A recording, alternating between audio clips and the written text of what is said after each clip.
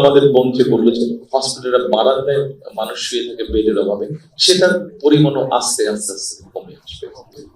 এটা যে এক সপ্তাহ, এক বছর, 2 বছরই যে ব্যাপারটা হয়ে যাবে তা না। আপনি যখন শুরু করবেন কাজটা, পলিসি নিয়ে যখন কাজ শুরু করবেন, সময় লাগবে, কিন্তু আমরা কনফিডেন্ট ইনশাআল্লাহ। আমরা সকলে মিলে যদি কাজ করি, আপনাদের মতন ইয়াং ডাক্তাররা যখন ফুল ফেজে ডাক্তার আপনারা কাজ করবেন, আমরা ওই গোল আমাদের ইনশাআল্লাহ অ্যাচিভ করতে পারবো। আমার প্রশ্ন হচ্ছে, এই বাংলাদেশে রোগীর তুলনায় সরকারি হাসপাতালের বেড অনেক কম, যার কারণে রোগীরা মেঝেতে শুয়ে চিকিৎসা নিচ্ছেন। আপনার ধারণা আছে মোটামুটি এভারেজে কত মানুষ হসপিটালে বারান্দায় থাকে? অনেক, কিন্তু নরমালি হচ্ছে একটা কিছুদিন আগে পত্রিকা একটা সংখ্যা বের হয়েছিল, সব সারা বাংলাদেশে অন এন এভারেজ একটা সংখ্যা হয়েছিল, সেটা জানেন 20 লক্ষ। তো অনেক সময় হয় কি, বিশেষায়িত চিকিৎসার জন্য ওনারা আর্থিক অভাবের কারণে কোথা থেকে বঞ্চিত হচ্ছে। এখন যদি সরকারি হাসপাতালগুলো পাবলিক প্রাইভেট পার্টনারশিপের দিকে আগায়, সেই কর্মসূচিটা বাস্তবায়ন হলে বা সেটা বাস্তবায়ন হলে কতটুকু ইফেক্টিভ হবে, প্লাস হচ্ছে বেসরকারি হাসপাতালগুলো আমাদেরকে কিভাবে সেই ভূমিকা রাখবে কিভাবে? আচ্ছা, ধন্যবাদ আপনার প্রশ্নের জন্য। আপনার প্রশ্নটা আমি ডাইরেক্টলি আনসার করবো না, একটু লম্বা করে আমি আনসার করবো। এটার সাথে একটা বিষয় রিলেটেড প্রশ্ন। দেখুন, আমাদের দেশের সবকিছু হিসাবে যদি আমরা কম্পেয়ার করি, আমাদের জনসংখ্যা 20 কোটির কম না, যে যত কথাই বলুন। আমি 2000 এই দেশ থেকে চলে যাবার আগে পর্যন্ত আমি দেশের আনাচে ঘুরতাম, মানুষের সাথে কথা বলতাম, আমি দেখেছি। আমার ধারণা গত মোটামুটি 20 বছরের হিসাব যদি করি, কোনোভাবে 20 কোটির কম নাই দেশের মানুষ। এখন আপনি ধরেন আমাদের ওসমানী মেডিকেল কলেজ, আপনি তো ওখানকার স্টুডেন্ট। আমরা যদি দেখি ওসমানী মেডিকেল কলেজের এক্সাক্ট হিসাবটা আমার ধারণা নেই, তবে উদাহরণস্বরূপ বলছি, ধরেন আপনার ওসমানী মেডিকেল কলেজে প্রতিদিন হসপিটাল কর্তৃপক্ষ সে 1000 মানুষকে ট্রিটমেন্ট দিতে পারে। গভর্নমেন্ট থেকে তাদেরকে যে ওষুধপত্র দেওয়া হয়, যে সার্জিক্যাল ইকুইপমেন্ট দেওয়া হয়, যে ব্যান্ডেজ বা যে সিরিঞ্জ, 1000 লোককে সে ম্যানেজ করতে পারবে। কিন্তু আপনি যদি সকালে দেখেন, যেহেতু আপনি কাজ করেন, আপনার এক্সপিরিয়েন্স আছে, আপনার না হলে ওখানে 2000 লোকের কিউ প্রতিদিন 2000 লোকের কিউ হচ্ছে। এখন যতই আপনি তাকে 24 ঘন্টা আপনি ট্রিটমেন্ট দেন না কেন, আপনি 1000 লোকের যেতে পারছেন, আপনার ক্যাপাসিটি। এখন তার মানে মানুষ অসুস্থ হচ্ছে, আসছে কিন্তু প্রপার চিকিৎসা সুবিধা পাচ্ছে। এখানে আমরা প্রাইভেট এবং পাবলিক পার্টনারশিপটা নিয়ে আসছি। প্রাইভেট পাবলিক পার্টনারশিপটা কি? প্রাইভেট পাবলিক পার্টনারশিপটা হচ্ছে, ধরেন ওসমানী মেডিকেল কলেজে একজন মানুষ আসলো, আপনার ধরেন কিডনি ডায়ালিসিস করবে। তো কিডনি ডায়ালিসিস করার জন্য একটা মেশিন আছে, আমি শিওর একটা বেশি মেশিন আছে, আমরা উদাহরণ হিসেবে বলছি বোঝানোর জন্য, একটা মেশিন আছে। এখন এই একটা মেশিন পুরো মাসে হয়তো 100 জন লোককে ডায়ালিসিস করতে পারে, কিন্তু দেখা যাচ্ছে যে ওখানে ডায়ালিসিস করার জন্য যে কিটটা হচ্ছে, সেখানে 200 জন মানুষ হচ্ছে। আমার ঠিক প্রাইভেট এখানে নিশ্চয়ই এরকম হসপিটাল আছে যাদেরও একই ফ্যাসিলিটি আছে। কোন একটা নাম বলতে পারবেন private hospital? Sorry, north east medical আছে। ধরেন নর্থ ইস্ট মেডিকেলও ডায়ালিসিস মেশিন আছে, সেই ডায়ালিসিস মেশিনের ক্যাপাসিটি হচ্ছে 100 জন।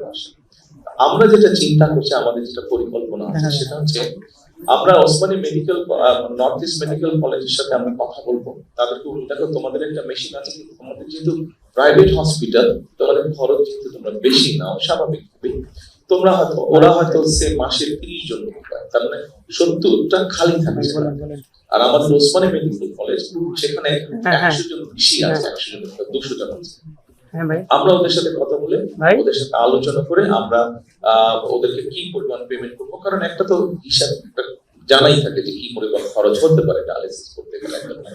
তাদেরকে মিনিমাম তাদের একটা প্রফিট ধরে আমরা বলবো যে তুমি কেবিনে রাখবা পেশেন্ট, কেউ যদি ওয়ার্ডে থাকতে চায় সেটার খরচ সে নিজে দিবে, বাট কেবিন পর্যন্ত সরকার বহন করবে। তখন আমরা ওই যে 70 জন, ওখানে যে 100 জন আছে, 100 জনকে আমরা সরিয়ে নিয়ে এসে এদেরকে নর্থ ইস্ট মেডিকেল কলেজে তাদেরকে আমরা দিব।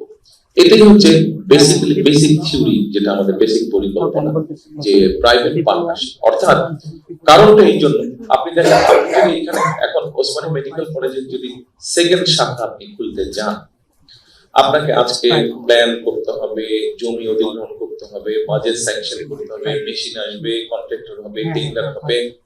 একটা রাজনৈতিক সরকারের মেয়াদ সাধারণত 5 বছর। By the time you finish the hospital, তার কাজ যখন শেষ হয়ে যাবে, রোগী যখন সেবা পাবে, ততক্ষণ একটা সরকারের মেয়াদ শেষ, রোগী হতে সেবা পাবে। কিন্তু মূল বিষয়টা এখানে না, সরকারের মেয়াদ শেষ এটা মূল বিষয়। মূল বিষয়টা হচ্ছে আপনার সেই ডায়ালিসিস রোগী 5 বছর পর্যন্ত ওয়েট করা সম্ভব, তার পক্ষে সম্ভব না, ও বেচারা তো মারাই যাবে, মানুষ তো মরেই যাবে। তো সেই জন্যই আমরা প্রাইভেট পাবলিক পার্টনারশিপটা করতে এসেছি। এটা পলিসিগুলো ঠিক করে সবকিছু ঠিক দ্রুত ঠিক করে ফেলতে পারলে 3 থেকে 6 মাসের মধ্যে আমরা এই সার্ভিসটা আস্তে আস্তে আস্তে আস্তে মানুষের কাছে পৌঁছে দিতে পারবো। এই ক্ষেত্রে আমরা যেটা সিদ্ধান্ত মোটামুটি পরিকল্পনা আছে, সব রোগের ক্ষেত্রে বিষয়টা হবে না, যেগুলো নর্মাল রোগ সেগুলো হতে হবে না। এটা হতে পারে কিডনি রোগের ক্ষেত্রে, এটা হতে পারে কার্ডিয়াক পেশেন্ট, হতে পারে ক্যান্সার পেশেন্টের ক্ষেত্রে, এরকম যেগুলা সিরিয়াস টাইপের অসুখ বিসুখ, সেগুলোর ক্ষেত্রে আমরা প্রাইভেট পাবলিক পার্টনারশিপটা এরকম একটা পলিসি তৈরি করতে চাই। এখানে আমরা আরেকটি আপনাদের সাথে অ্যাড করি। আপনি দেখেন, আপনি করলেন তারপরে প্রাইভেট পার্টনারশিপ, পাবলিক পার্টনারশিপ, তারপরে কিন্তু আপনার মূল লক্ষ্যকে মানুষকে সুস্থ রাখা, মূল লক্ষ্যটা হচ্ছে মানুষকে সুস্থ রাখা। সেই জন্য আমরা আরেকটি পরিকল্পনা করেছি। আমি জানি না আপনাদের সাথে একটি শব্দের পরিচয় আছে, পল্লী চিকিৎসক। বিএনপির প্রথম আমলে শহীদ রাষ্ট্রপতি জিয়াউর রহমানের সময় সারা দেশে গ্রামের মানুষ যাতে বেসিক স্বাস্থ্য সুবিধাটা পায়, সেই জন্য পল্লী চিকিৎসক নামে বেসিক ট্রেনিং দিয়ে তারা মানুষের ঘরে ঘরে, গ্রামে ঘরে ঘরে যেত, বেসিক যে ট্রিটমেন্টটা সেটা প্রোভাইড করতো। আমরা ঠিক সেটার আদলে আমরা হেলথ কেয়ারের অ্যাপয়েন্ট করতে চাই। হেলথ কেয়ারের অ্যাপয়েন্ট, এই হেলথ কেয়ারদেরকে আমরা একটা বেসিক মেডিকেল ট্রেনিং দিব, হাইজিন ট্রেনিং দিব। আমরা ছোটখাটো অসুখ বিসুখ হলে তারা মানুষের ঘরে ঘরে সেবাটা দিতে পারবে। বড় কোনো যদি অসুখ হয়, যেটা তার মনে হবে যে সেটা তার আয়ত্তের বাইরে, তখন সে রেফার করবে। রেফারেল সিস্টেম আস্তে আস্তে ডেভেলপ করবো, সেটা তখন তারা রেফার করবে।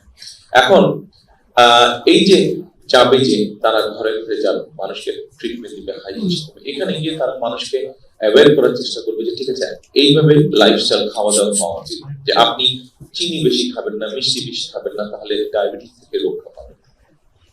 আপনি ভাজা পোড়া এই ধরনের জিনিসগুলো খাবেন না, গরুর গোশত, চর্বি টর্বি এগুলো বাদ দিয়ে খেতে হবে। তার শাক সবজি বেশি খাবেন, গ্রিন ভেজিটেবল চেষ্টা করবেন বেশি খাওয়ার জন্য। তাহলে যেটা হবে সেটা হচ্ছে যে তাহলে কার্ডিয়াক সমস্যা কম হবে। এই ধরনের বিভিন্ন বিষয়গুলো মানুষকে অ্যাওয়্যার করবে। কেন অ্যাওয়্যার করবে, কেন অ্যাওয়্যার করা প্রয়োজন, মানুষকে কেন এই বিষয়গুলো জানানোর প্রয়োজন? কারণ ওই যে ওসমানী মেডিকেল কলেজে প্রতিদিন 2000 কিউ হচ্ছে, ওই কিউটাকে আমরা কমিয়ে আনতে চাইছি। আমরা ওই লাইনটাকে ওসমানী মেডিকেল কলেজের ক্যাপাসিটি হচ্ছে 1000 মানুষকে ট্রিটমেন্ট দেওয়া প্রতিদিন। আমরা যদি এই কিউটাকে ধীরে ধীরে ধীরে ধীরে কমিয়ে আনতে পারি, আপনি তাহলে কিউটাকে কমিয়ে আনলে সরকারের উপরে খরচ কম পড়বে, প্রেশারটা কম পড়বে, স্টেটের খরচটা কম পড়বে, এবং যেই মানুষগুলো যাবে ট্রিটমেন্টের জন্য সেই মানুষগুলো আস্তে আস্তে বেটার ট্রিটমেন্ট পাবে। এরকম, এবং আমাদের বন্ধু বললো যে হসপিটালের বারান্দায় মানুষ শুয়ে থাকে বেডের অভাবে, সেটার পরিমাণও আস্তে আস্তে আস্তে কমে আসবে। এটা যে 1 সপ্তাহ, 1 বছর, 2 বছরই যে ব্যাপারটা হয়ে যাবে তা না। আপনি যখন শুরু করবেন কাজটা, পলিসি নিয়ে যখন কাজ শুরু করবেন, সময় লাগবে, কিন্তু আমরা কনফিডেন্ট, ইনশাআল্লাহ আমরা সকলে মিলে যদি কাজ করি, আপনাদের মতন ইয়াং ডাক্তাররা যখন ফুল ফেজে ডাক্তার আপনারা কাজ করবেন, আমরা ওই গোল আমাদের ইনশাআল্লাহ অ্যাচিভ করতে পারবো।